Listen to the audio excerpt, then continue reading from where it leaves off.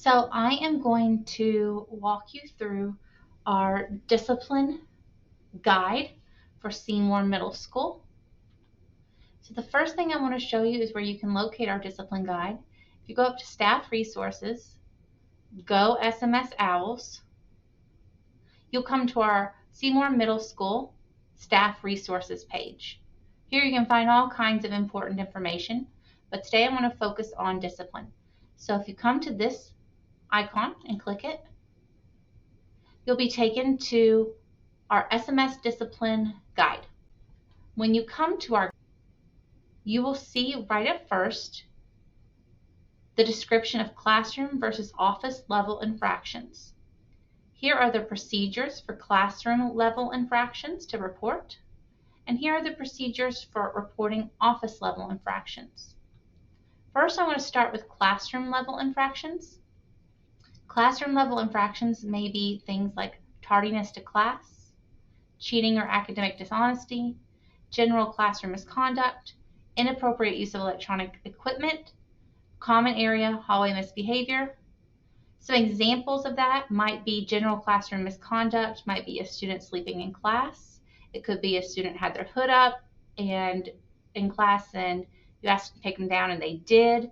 General classroom misconduct could be talking when the teacher's talking, being just generally rude without being defiant or obscene.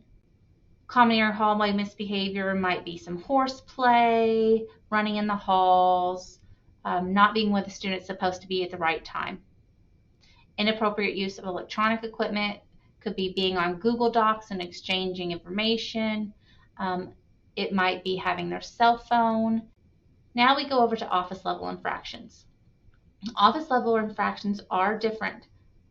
Office level infractions rise to the level of incidents like truancy, which means they've skipped school altogether, theft, defiance and serious class disturbance,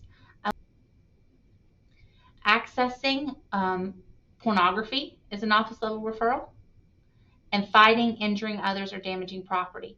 These are examples of just some office level referrals that we see commonly. As we move down the discipline guide, you'll see first how to document behavior referrals. Here's a step-by-step guide again on how to do that. Just some tips on how to celebrate and notice helpful behaviors. Our OWLBUCKS program is described here. Third, you'll see classroom routines and procedure tips. Fourth, you'll see where it says infractions and consequences. This is an important link for you. If you click on this link, it will take you directly to our handbook where you can see the descriptions for certain infractions and what the consequence should be. So like here's an example of what general classroom misconduct would be: refusal for study time, repeated failure to bring necessary books or devices material, misbehavior for guest teacher, and non-aggressive insubordination. Right there, that's key, non-aggressive insubordination. Whereas if I go down to the office level for something like this, you might see defiance, which would be when a student deliberately fails to follow established classroom routines and aggressively defies the teacher's directions during the class period. You have serious class disturbance. It's an act of such intensity or violence that it seriously interferes with and or stops the educational activity. So again, this is intense and violent. So that's an example of the difference between a classroom level and an office level. And please use this guide to help you. It's really, really handy.